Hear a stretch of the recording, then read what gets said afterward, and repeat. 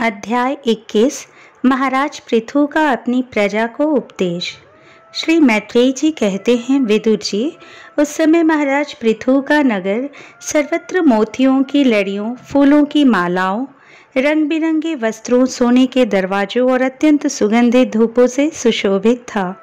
उसकी गलियां, चौक और सड़कें चंदन और आरगजे के जल से सींच दी गई थी तथा उससे पुष्प, अक्षत, फल, यावांकुर, खील और दीपक आदि मांगलिक द्रव्यों से सजाया गया था। वह ठौर ठौर पर रखे हुए फल फूल के गुच्छों से युक्त केले के खंभों और सुपारी के पौधों से बड़ा ही मनोहर जान पड़ता था तथा सब ओर आम आदि वृक्षों की नवीन पत्तों की बंधनवारों से विभूषित था। जब महाराज ने नगर में प्रवेश किया तब दीपक, उपहार और अनेक प्रकार की मांगलिक सामग्री लिए हुए प्रजाजनों ने तथा मनोहर कुंडलों से सुशोभित सुंदरी कन्याओं ने उनकी अगवानी की। शंख और दुंदुभी आदि बाजे बजने लगे। ऋत्विजगण वेद ध्वनि करने लगे। वंदीजनों ने स्तुतिगान आरंभ कर दिया। यह सब देख और सुनकर भी उन्हें किसी प्रकार का अहंकार नहीं हुआ। इस प्रकार वीरवर पृथु ने राजमहल में प्रवेश किया। मार्ग में जहाँ तहाँ पुरवासी और देशवासियों ने उनका अभिनंदन किया। परम यशस्वी महाराज ने भी उन्हें प्रसन्नतापूर्वक अभीष्ट वर देकर संतुष्ट किया। महाराज पृथु महापुरुष और सभी के पूजनीय थे। उन्होंने इसी प्रकार के अनेकों उदार कर्म करते हुए पृथ्वी का शासन किया और अंत में अपने विपुल यश का विस्तार कर भगवान का परम पद प्राप्त किया। सूत जी कहते हैं, मुनिवर शौनक जी, इस प्रकार भगवान मैत्रेय के मुख से आदिराज पृथु का अनेक प्रकार के गुणों से संपन्न और गुणवानों द्वारा प्रशंसित विस्तृत सुयश सुनकर परम भागवत विदुर जी ने उनका अभिनंदन करते हुए कहा। विदुर जी बोले, ब्राह्मणों ने पृथु का अभिषेक किया। समस्त देवताओं ने उन्हें उपहार दिए। उन्होंने अपनी भुजाओं में वैष्णव तेज को धारण किया और उससे पृथ्वी का दोहन किया। उनके इस पराक्रम के उत्कृष्ट रूप विषय भोगों से ही आज भी संपूर्ण राजा तथा लोकपालों के सहित समस्त लोग इच्छानुसार जीवन निर्वाह करते हैं। भला ऐसा कौन समझदार होगा जो उनकी पवित्र कीर्ति सुनना न चाहेगा? अतः अभी आप मुझे उनके कुछ और भी पवित्र चरित्र सुनाइए। श्री मैत्रेय जी ने कहा, साधु श्रेष्ठ विदुर जी, महाराज पृथु गंगा और यमुना के मध्यवर्ती देश में निवास कर अपने पुण्य कर्मों के क्षय की इच्छा से प्रारब्धवश प्राप्त हुए भोगों को ही भोगते थे। ब्राह्मण वंश और भगवान के संबंधी विष्णु भक्तों को छोड़कर उनका सातों द्वीपों के सभी पुरुष पर अखंड एवं अबाध शासन था। एक बार उन्होंने एक महासत्र की दीक्षा ली।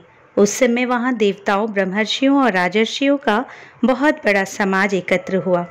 उस समाज में महाराज पृथु ने उन पूजनीय अतिथियों का यथायोग्य सत्कार किया और फिर उस सभा में नक्षत्र मंडल में चंद्रमा के समान खड़े हो गए। उनका शरीर ऊंचा, भुजाएं भरी और विशाल, रंग गोरा, नेत्र कमल के समान सुंदर और अरुण वर्ण, नासिका सुघड़, मुख मनोहर, स्वरूप सौम्य, कंधे ऊंचे और मुस्कान से युक्त दंत पंक्ति सुंदर थी। उनकी छाती चौड़ी, कमर का पिछला भाग स्थूल और उदर पीपल के पत्ते के समान सुडौल तथा बल पड़े हुए होने से और भी सुंदर जान पड़ता था। नाभि भंवर के समान गंभीर थी। शरीर तेजस्वी था। जंघाएं सुवर्ण के समान देदीप्यमान थी और पैरों के पंजे उभरे हुए थे। उनके बाल बारीक, घुंघराले, काले और चिकने थे। गर्दन शंख के समान उतार चढ़ाव वाली तथा रेखाओं से युक्त थी और वे उत्तम बहुमूल्य धोती पहने और वैसी ही चादर ओढ़े थे। दीक्षा के नियमानुसार उन्होंने समस्त आभूषण उतार दिए थे। इसी से उनके शरीर के अंग प्रत्यंग की शोभा अपने स्वाभाविक रूप में स्पष्ट झलक रही थी। वे शरीर पर कृष्ण मृग का चर्म और हाथों में कुशा धारण किए हुए थे। इससे उनके शरीर की कांति और भी बढ़ गई थी। वे अपने सारे नित्य कृत्य यथाविधि संपन्न कर चुके थे। राजा पृथु ने मानो सारी सभा को हर्ष से सराबोर करते हुए अपनी शीतल एवं स्नेहपूर्ण नेत्रों से चारों ओर देखा और फिर अपना भाषण प्रारंभ किया। उनका भाषण अत्यंत सुंदर विचित्र पदों से युक्त, स्पष्ट, मधुर, गंभीर एवं निशंक था, मानो उस समय वे सबका उपकार करने के लिए अपने अनुभव का ही अनुवाद कर रहे हो। राजा पृथु ने कहा, सज्जनों, आपका कल्याण हो। आप महानुभाव जो यहाँ पधारे हैं, मेरी प्रार्थना सुने। जिज्ञासु पुरुषों को चाहिए कि संत समाज में अपने निश्चय का निवेदन करें। इस लोक में मुझे प्रजाजनों का शासन, उनकी रक्षा, उनकी आजीविका का प्रबंध तथा उन्हें अलग अलग अपनी मर्यादा में रखने के लिए राजा बनाया गया है। अतः इनका यथावत पालन करने से मुझे उन्हीं मनोरथ पूर्ण करने वाली लोकों की प्राप्ति होनी चाहिए जो वेदवादी मुनियों के मतानुसार संपूर्ण कर्मों के साक्षी श्री हरि के प्रसन्न होने पर मिलती है। जो राजा प्रजा को धर्म मार्ग की शिक्षा न देकर केवल उससे कर वसूल करने में लगा रहता है, वह केवल प्रजा के पाप का ही भागी होता है और अपने ऐश्वर्य से हाथ धो बैठता है। अतः प्रिय प्रजाजन, अपने इस राजा का परलोक में हित करने के लिए आप लोग परस्पर दोष दृष्टि छोड़कर हृदय से भगवान को याद रखते हुए अपने अपने कर्तव्य का पालन करते रहिए, क्योंकि आपका स्वार्थ भी इसी में है और इस प्रकार मुझ पर भी आपका बड़ा अनुग्रह होगा। विशुद्ध चित्त देवता, पितर और महर्षिगण, आप भी मेरी इस प्रार्थना का अनुमोदन कीजिए, क्योंकि कोई भी कर्म हो, मरने के अनंतर उसके कर्ता, उपदेष्टा और समर्थकों को उसका समान फल मिलता है। माननीय सज्जनों, किन्हीं श्रेष्ठ महानुभावों के मत में तो कर्मों का फल देने वाले भगवान यज्ञपति ही हैं, क्योंकि इहलोक और परलोक दोनों ही जगत कोई कोई शरीर बड़े तेजों में देखे जाते हैं। मनु, तानपाद, महीपति, ध्रुव, राजर्षि प्रियव्रत, हमारे दादा अंग तथा ब्रह्मा, शिव, प्रहलाद, बलि और इसी कोटि के अन्य महानुभावों के मत में तो धर्म, अर्थ, काम, मोक्ष रूप चतुर्वर्ग तथा स्वर्ग और अपवर्ग के स्वाधीन नियामक कर्म फलदाता रूप से भगवान गदाधर की आवश्यकता है ही। इस विषय में तो केवल मृत्यु के दौहित्र वेन आदि कुछ शोचनीय और धर्म विमूढ़ लोगों का ही मतभेद है, अतः उसका कोई विशेष महत्व नहीं हो सकता। जिनके चरण कमलों की सेवा के लिए निरंतर बढ़ने वाली अभिलाषा उन्हीं के चरणनख से निकली हुई गंगा जी के समान संसार ताप से संतप्त जीवों के समस्त जन्मों के संचित मनोबल को तत्काल नष्ट कर देती है, जिनके चरण तल का आश्रय लेने वाला पुरुष सब प्रकार के मानसिक दोषों को धो डालता तथा वैराग्य और तत्व साक्षात्कार रूप बल पाकर फिर उस दुखमय संसार चक्र में नहीं पड़ता, और जिनके चरण कमल सब प्रकार की कामनाओं को पूर्ण करने वाले हैं, उन प्रभु को आप लोग अपनी अपनी आजीविका के उपयोगी वर्णाश्रमोचित अध्यापन आदि कर्मों तथा ध्यान, स्तुति, पूजा आदि मानसिक, वाचिक एवं शारीरिक क्रियाओं के द्वारा भजे। हृदय में किसी प्रकार का कपट न रखे तथा यह निश्चय रखे कि हमें अपने अपने अधिकारानुसार इसका फल अवश्य प्राप्त होगा। भगवान स्वरूपतः विशुद्ध, विज्ञान घन और समस्त विशेषणों से रहित है, किंतु इस कर्म मार्ग में जौ, चावल आदि विविध द्रव्य, शुक्ल आदि गुण, अवघात आदि क्रिया एवं मंत्रों के द्वारा और अर्थ, आशय, लिंग तथा ज्योतिष, टोम आदि नामों से संपन्न होने वाले अनेक विशेषण युक्त यज्ञ के रूप में प्रकाशित होते हैं।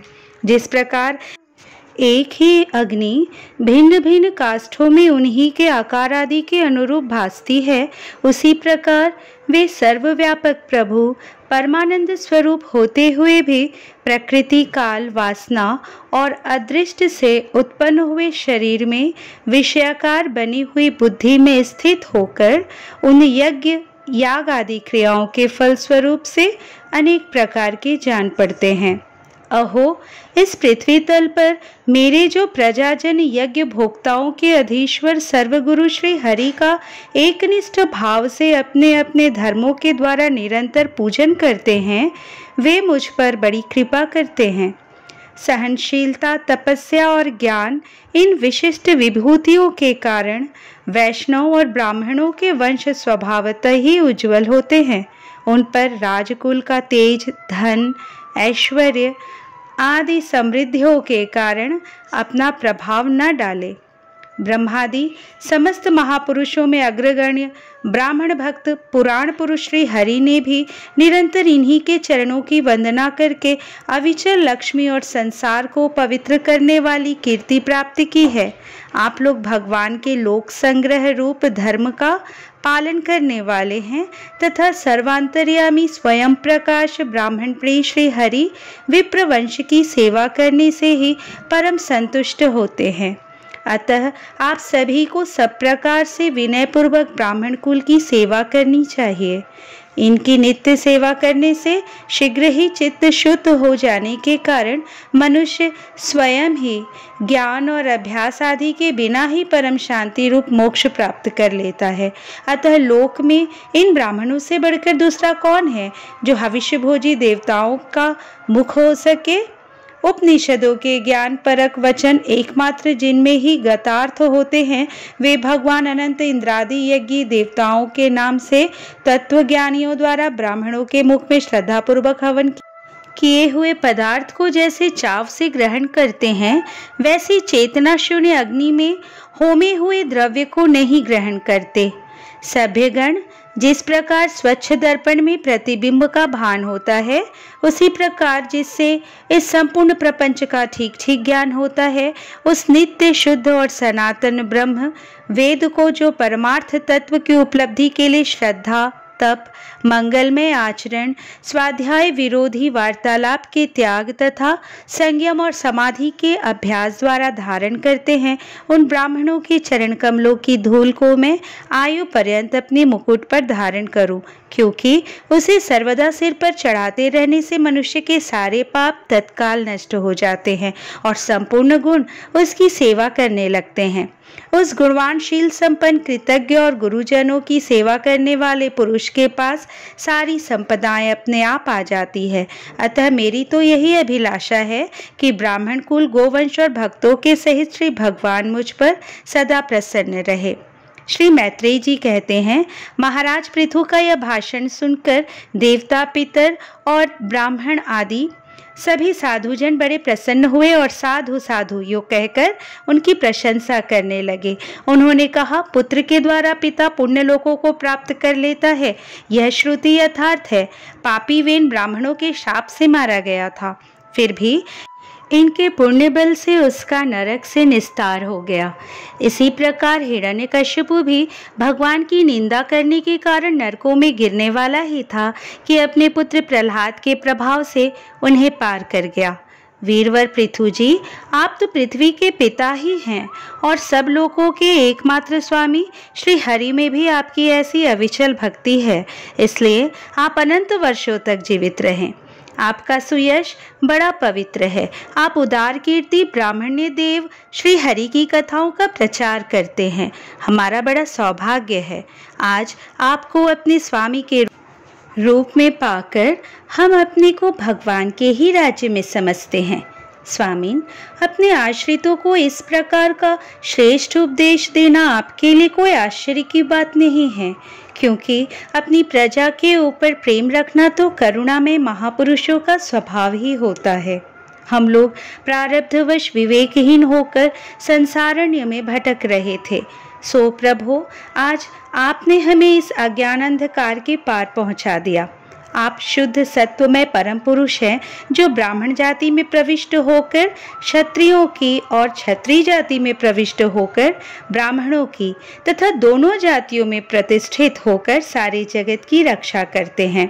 हमारा आपको नमस्कार है। इस तरह श्रीमद् भागवत महापुराण के चतुर्थ स्कंद का 21वां अध्याय संपूर्ण हुआ। अध्याय 22 महाराज पृथु को सनकादि का उपदेश। श्री मैत्रेय जी कहते हैं, जिस समय प्रजाजन परम पराक्रमी पृथ्वीपाल पृथु के इस प्रकार प्रार्थना कर रहे थे, उसी समय वहां सूर्य के समान तेजस्वी 4 मुनीश्वर आए।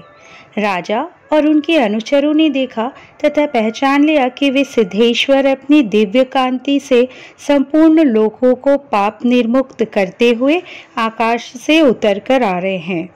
राजा के प्राण सनकादिकों का दर्शन करते ही जैसे विषयी जीव विषयों की ओर दौड़ता है, उनकी ओर चल पड़े, मानो उन्हें रोकने के लिए ही वे अपने सदस्यों और अनुयायियों के साथ एकाएक उठकर खड़े हो गए।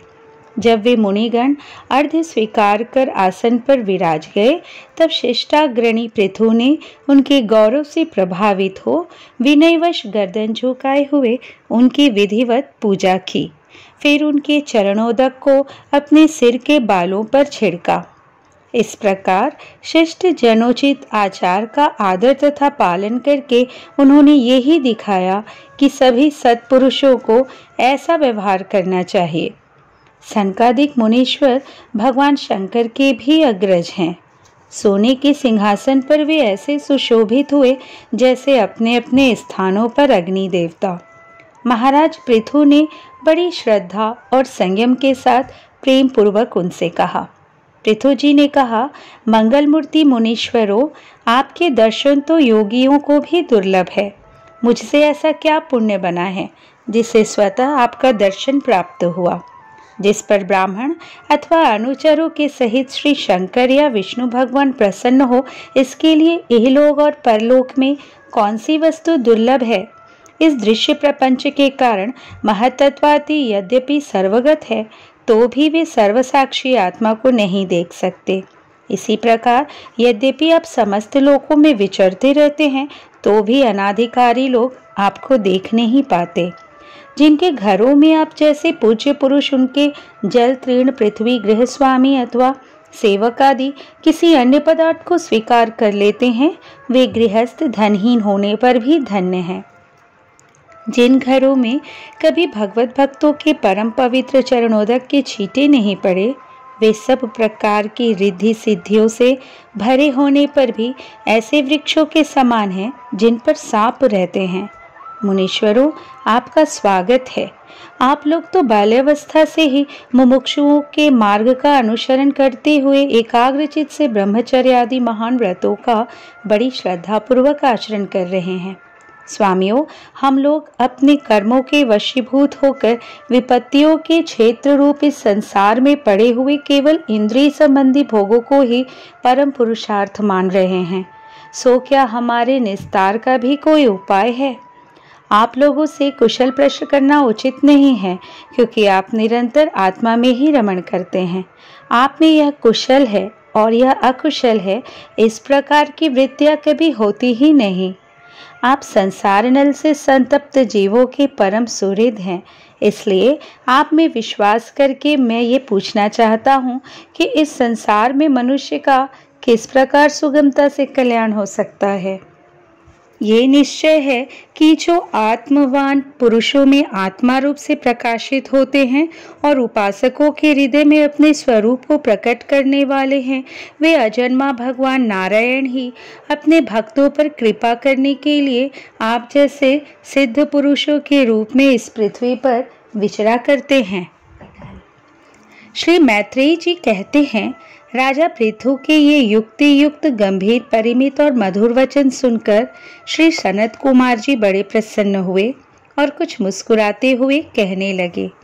श्री सनत कुमार जी ने कहा, महाराज, आपने सब कुछ जानते हुए भी समस्त प्राणियों के कल्याण की दृष्टि से बड़ी अच्छी बात पूछी है। सच है, साधु पुरुषों की बुद्धि ऐसी ही हुआ करती है।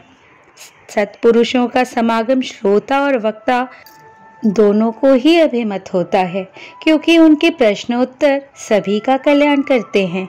राजन, श्री मधुसूदन भगवान के चरण कमलों के गुणानुवाद में अवश्य ही आपकी अविचल प्रीति है। हर किसी को इसका प्राप्त होना कठिन है और प्राप्त हो जाने पर यह हृदय के भीतर रहने वाले उस वासना रूप मल को सर्वथा नष्ट कर देती है, जो और किसी उपाय से जल्दी नहीं छूटता। शास्त्र जीवों के कल्याण के लिए भली भांति विचार करने वाले हैं। उनमें आत्मा से भिन्न देहादि के प्रति वैराग्य तथा अपने आत्मस्वरूप निर्गुण ब्रह्म में सुदृढ़ अनुराग होना यही कल्याण का साधन निश्चित किया गया है। शास्त्रों का ये भी कहना है कि गुरु और शास्त्र के वचन में विश्वास रखने से, भागवत धर्मों का आचरण करने से, तत्व जिज्ञासा से, ज्ञान योग की निष्ठा से, योगेश्वर श्री हरि की उपासना से, नित्य प्रति पुण्य कीर्ति श्री भगवान की पावन कथाओं को सुनने से, जो लोग धन और इंद्रियों के भोगों में ही रत हैं, उनकी गोष्ठी में प्रेम न रखने से, उन्हें प्रिय लगने वाले पदार्थों का आसक्ति पूर्वक संग्रह न करने से, भगवत गुणामृत का पान करने के सिवा अन्य समय आत्मा में ही संतुष्ट रहते हुए एकांत सेवन में प्रेम रखने से, किसी भी जीव को कष्ट न देते से, निवृत्ति निष्ठा से, आत्महित का अनुसंधान करते रहने से, श्री हरि के पवित्र चरित्र रूप श्रेष्ठ अमृत का आस्वादन करने से, निष्काम भाव से यम नियमों का पालन करने से, कभी किसी की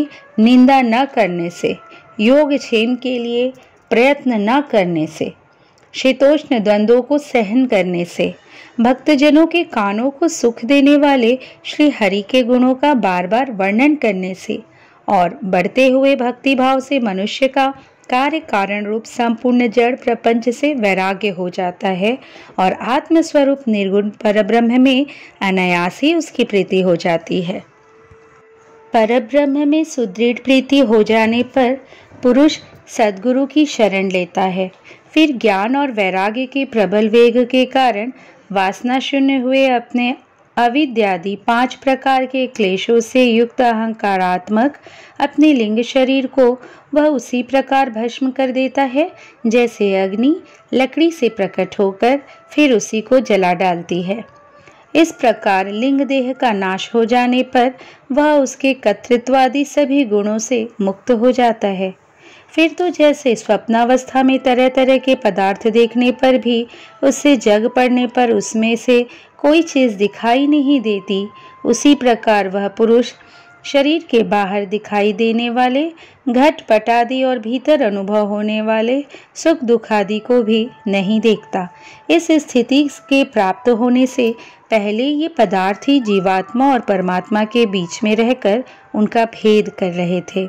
जब तक अंतःकरण रूप उपाधि रहती है तभी तक पुरुष को जीवात्मा, इंद्रियों के विषय और इन दोनों का संबंध कराने वाले अहंकार का अनुभव होता है, इसके बाद नहीं।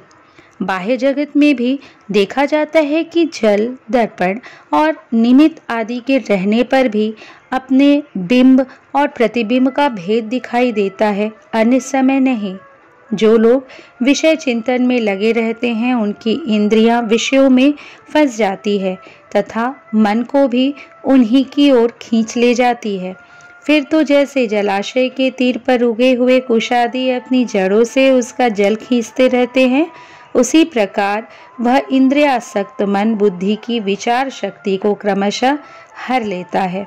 विचार शक्ति के नष्ट हो जाने पर पूर्वापर की स्मृति जाती रहती है और स्मृति का नाश हो जाने पर ज्ञान नहीं रहता।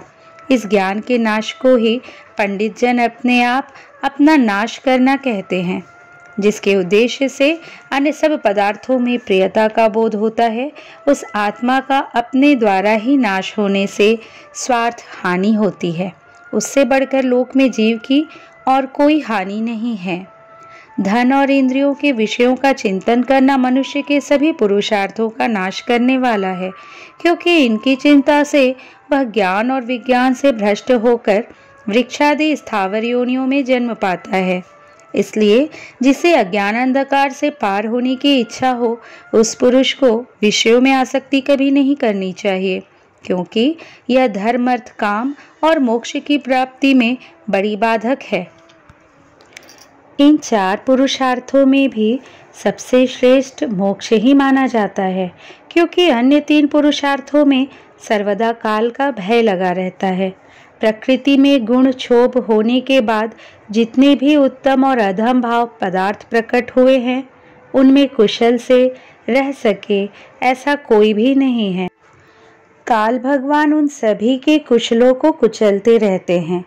अतः राजन, जो भगवान देह, इंद्रिय, प्राण, बुद्धि और अहंकार से आवृत सभी स्थावर जंगम प्राणियों के हृदयों में जीव के नियामक अंतर्यामी आत्मा रूप से सर्वत्र साक्षात प्रकाशित हो रहे हैं।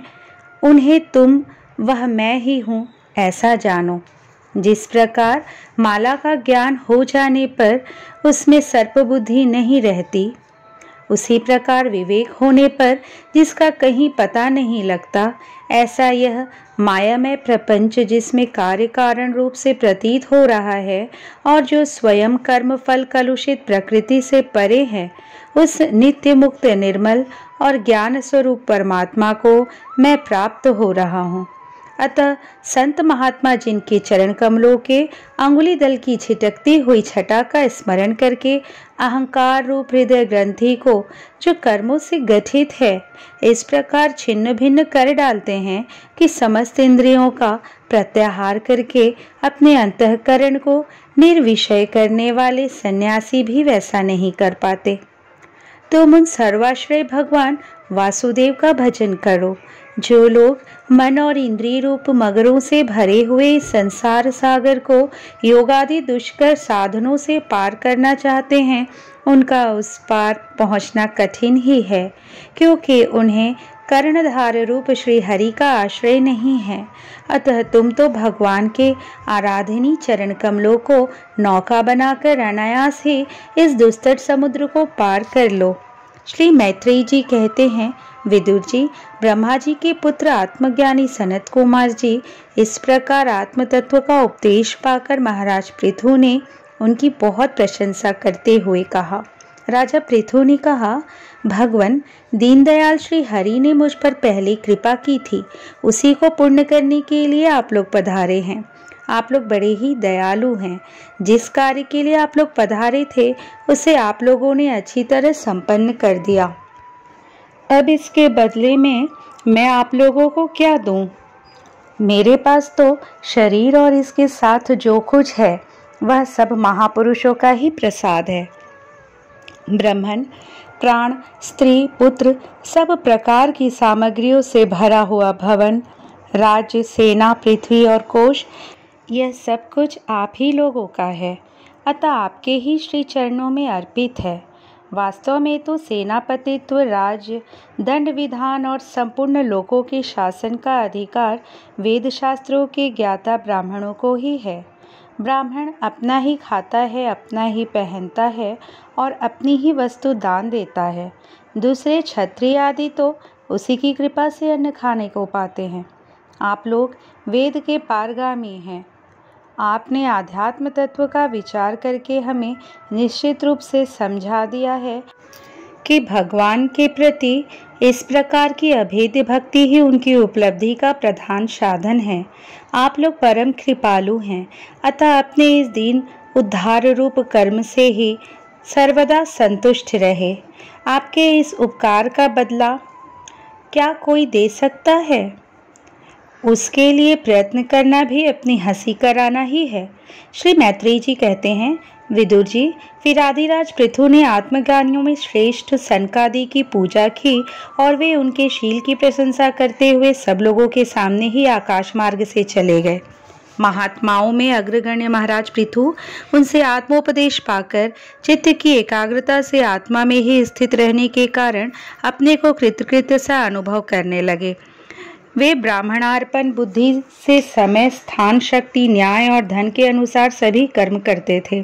इस प्रकार एकाग्र चित्त से समस्त कर्मों का फल परमात्मा को अर्पण करके आत्मा को कर्मों का साक्षी एवं प्रकृति से अतीत देखने के कारण वे सर्वथा निर्लिप्त रहे।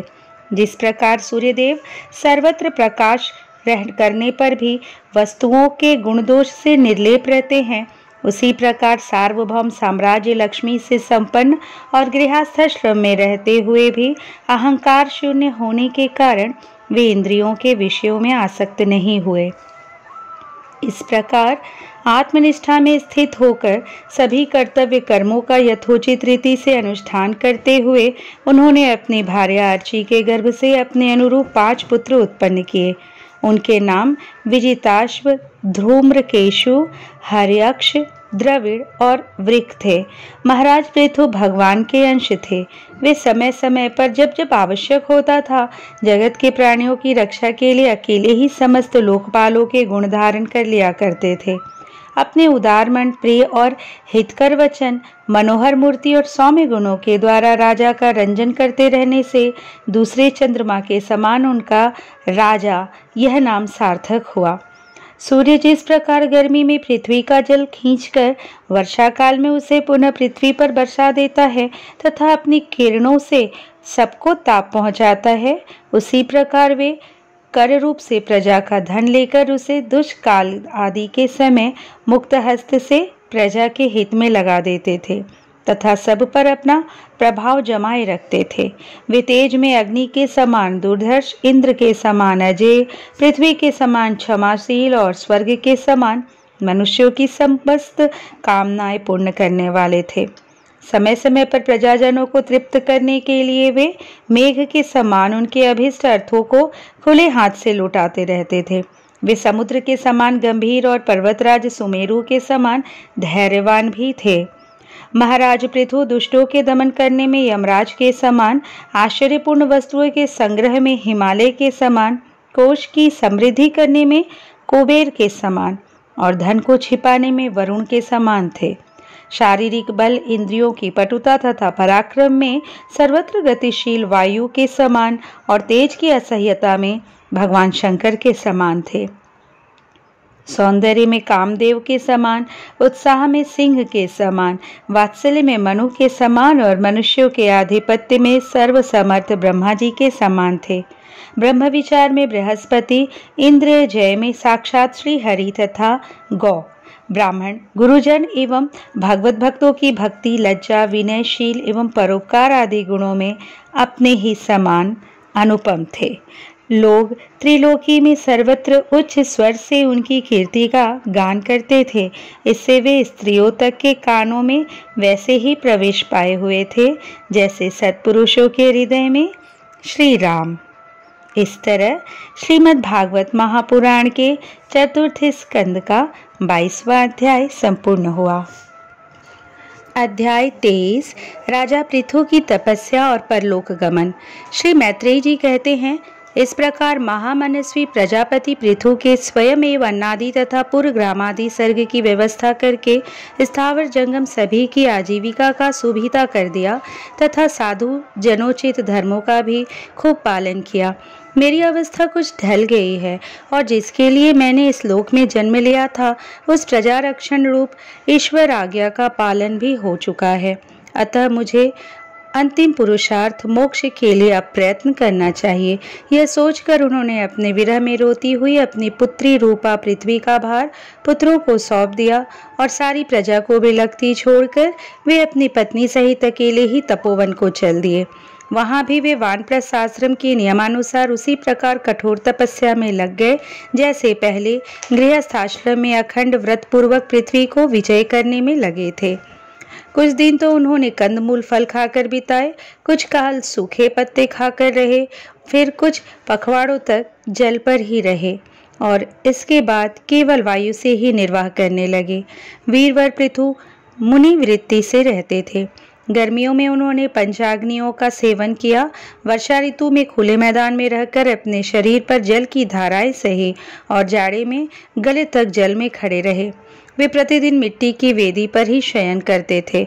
उन्होंने शीतोष्ण सब प्रकार के द्वंद्वों को सहा तथा वाणी और मन का संयम करके ब्रह्मचर्य का पालन करते हुए प्राणों को अपने अधीन किया। इस प्रकार श्री कृष्ण की आराधना करने के लिए उन्होंने उत्तम तप किया। इस क्रम से उनकी तपस्या बहुत पुष्ट हो गई और उसके प्रभाव से कर्ममल नष्ट हो जाने के कारण उनका चित्त सर्वथा शुद्ध हो गया। प्राणायामों के द्वारा मन और इंद्रियों के निरुद्ध हो जाने से उनका वासना जनित बंधन भी कट गया। तब भगवान सनत कुमार ने उन्हें जिस परमोत्कृष्ट आध्यात्म योग की शिक्षा दी थी उसी प्रकार राजा पृथु पुरुषोत्तम श्री हरि की आराधना करने लगे। इस प्रकार भगवत परायण होकर श्रद्धा पूर्वक सदाचार का पालन करते हुए निरंतर साधन करने से परब्रह्म परमात्मा में उनकी अनन्य भक्ति हो गई। इस प्रकार भगवत उपासना से अंतःकरण शुद्ध सात्विक हो जाने पर निरंतर भगवत चिंतन के प्रभाव से प्राप्त हुई इस अनन्य भक्ति से उन्हें वैराग्य सहित ज्ञान की प्राप्ति हुई और फिर उस तीव्र ज्ञान के द्वारा उन्होंने जीव के उपाधिभूत अहंकार को नष्ट कर दिया, जो सब प्रकार के संशय विपर्यय का आश्रय है। इसके पश्चात देहात्म बुद्धि की निवृत्ति और परमात्म स्वरूप श्री कृष्ण की अनुभूति होने पर अन्य सब प्रकार की सिद्धि आदि से भी उदासीन हो जाने के कारण उन्होंने उस तत्व ज्ञान के लिए भी प्रयत्न करना छोड़ दिया जिसकी सहायता से पहले अपने जीव कोश का नाश किया था। क्योंकि जब तक साधक को योग मार्ग के द्वारा श्री कृष्ण कथामृत में अनुराग नहीं होता, तब तक केवल योग साधनों से उसका मोहजनित प्रमाद दूर नहीं होता, भ्रम नहीं मिटता।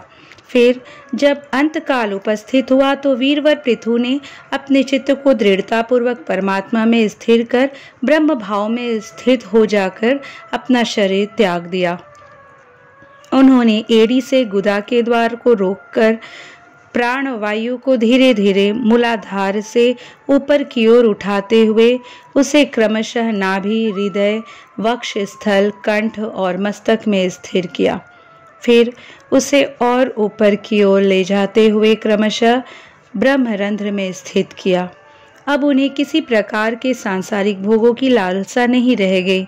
फिर यथास्थान विभाग करके प्राणवायु को समष्टि वायु में, पार्थिव शरीर को पृथ्वी में और शरीर के तेज को समष्टि तेज में लीन कर दिया। हृदयाकाश आदि देहावच्छिन्न आकाश को महाकाश में और शरीरगत रुधिरादि जलीय अंश को समष्टि जल में लीन किया। इसी प्रकार फिर पृथ्वी को जल में, जल को तेज में, तेज को वायु में और वायु को आकाश में लीन किया। तदंतर मन को सविकल्प ज्ञान में जिनके अधीन वह रहता है, उन इंद्रियों को उनके कारण रूप तन मात्राओं में और सूक्ष्म भूतों अर्थात तन मात्राओं के कारण अहंकार के द्वारा आकाश, इंद्रिय और तन मात्राओं को उसी अहंकार में लीन कर अहंकार को महत्त्व में लीन किया। फिर संपूर्ण गुणों की अभिव्यक्ति करने वाले उस महत्त्व को मायोपाधिक जीव में स्थित किया। तदंतर उस माया रूप जीव की उपाधि को भी उन्होंने ज्ञान और वैराग्य के प्रभाव से अपने शुद्ध ब्रह्म स्वरूप में स्थित होकर त्याग दिया। महाराज पृथु की पत्नी महारानी अर्ची भी उनके साथ वन को गई थी। वे बड़ी सुकुमारी थी, पैरों से भूमि का स्पर्श करने योग्य भी नहीं थी। फिर भी उन्होंने अपने स्वामी के व्रत और नियम आदि का पालन करते हुए उनकी खूब सेवा की और मुनिवृत्ति के अनुसार कंदमूल आदि से निर्वाह किया।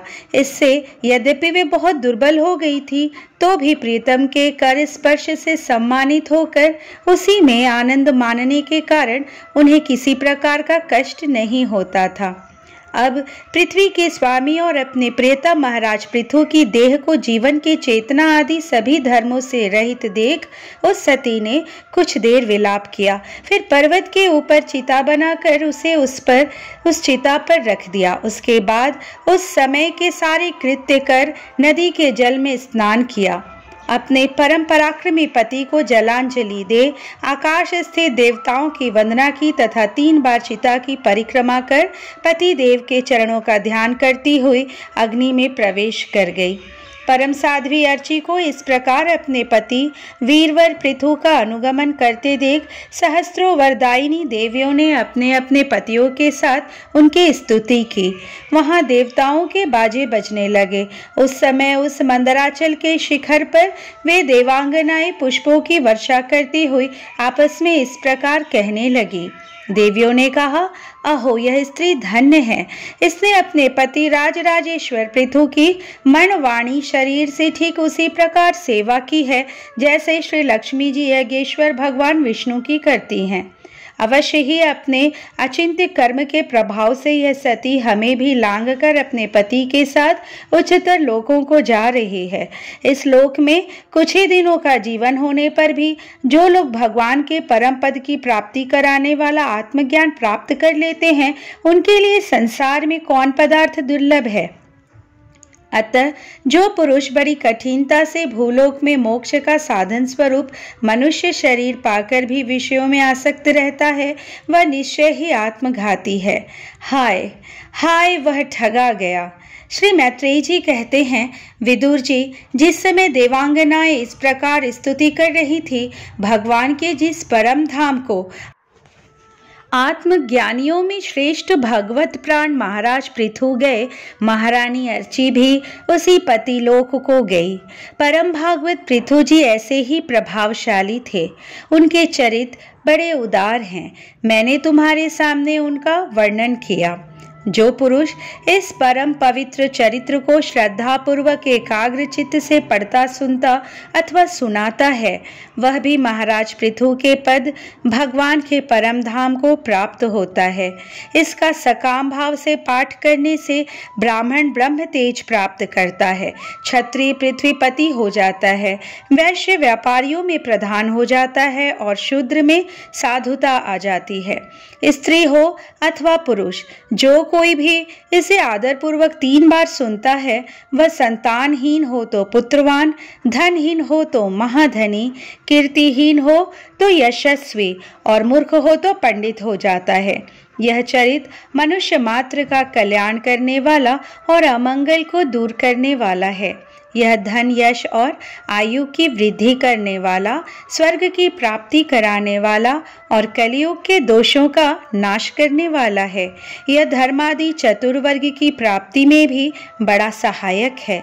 इसलिए जो लोग धर्म, अर्थ, काम और मोक्ष को भली भांति सिद्ध करना चाहते हो, उन्हें इसका श्रद्धापूर्वक श्रवण करना चाहिए। जो राजा विजय के लिए प्रस्थान करते समय इसे सुनकर जाता है, उसके आगे आकर राजा लोग उसी प्रकार भेंटें रखते हैं जैसे पृथु के सामने रखते थे। मनुष्य को चाहिए कि अन्य सब प्रकार की आसक्ति छोड़कर भगवान में विशुद्ध निष्काम भक्ति भाव रखते हुए महाराज पृथु के इस निर्मल चरित्र को सुने, सुनावे और पढ़े। विदुर जी, मैंने भगवान के महात्म्य को प्रकट करने वाला यह पवित्र चरित्र तुम्हें सुना दिया। इसमें प्रेम करने वाला पुरुष महाराज पृथु की सी गति पाता है। जो पुरुष इस पृथु चरित्र का प्रतिदिन आदर पूर्वक निष्काम भाव से श्रवण और कीर्तन करता है, उसका जिनके चरण संसार सागर को पार करने के लिए नौका के समान है, उन श्री हरि में सुदृढ़ अनुराग हो जाता है। इस तरह श्रीमद् भागवत महापुराण के चतुर्थ स्कंध का 23वां अध्याय संपूर्ण हुआ।